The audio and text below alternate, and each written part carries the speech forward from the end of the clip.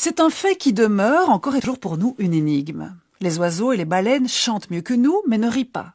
La panthère court plus vite que nous, mais elle ne rit pas. Le cheval hennit, la hyène ricane, l'abeille vrombit, l'aigle glatit, le dindon glousse, le pingouin jabote et le grillon grésille, mais aucun de ces animaux ne rit. Il y aurait donc une dimension morale, une dimension proprement humaine au rire, et se contenter de questionner Bergson et de pratiquer Rabelais et Voltaire. En 1875, Dostoïevski, l'écrivain pourtant de la culpabilité, du meurtre et du châtiment, consacre au rire étonnamment de très belles pages et de sérieuses réflexions. Issu du tréfonds de la doutcha ou de l'âme russe, le rire est pour Dostoïevski toujours un peu désespéré, mais aussi en son fond fondamentalement porteur de bienveillance et compatissant.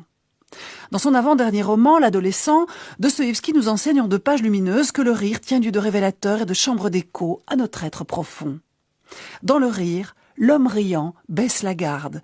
Il s'abandonne et il apparaît vulnérable, défaillant et nu aux yeux des autres.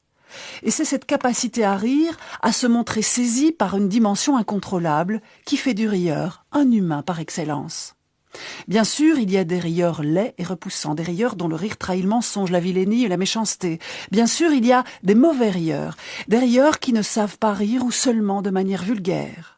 Mais au-delà de cette typologie, existe le véritable don du rire. Et c'est une disposition qui échappe au savoir ou à la connaissance. C'est un don qui ne s'apprend nulle part et d'aucune façon, et qui s'associe à la bonté par un mouvement naturel. Toutes les émotions peuvent être feintes. La joie, la colère, les larmes, le chagrin, le plaisir et l'ennui. Mais pas le rire.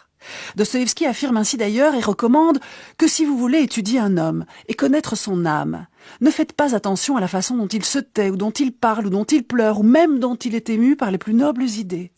Regardez-le plutôt quand il rit. S'il rit bien, c'est qu'il est bon.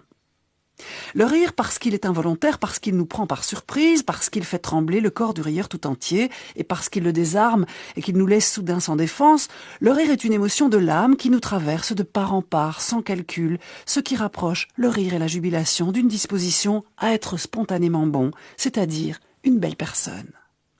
Un bon rire est beau, et un beau rire est bon.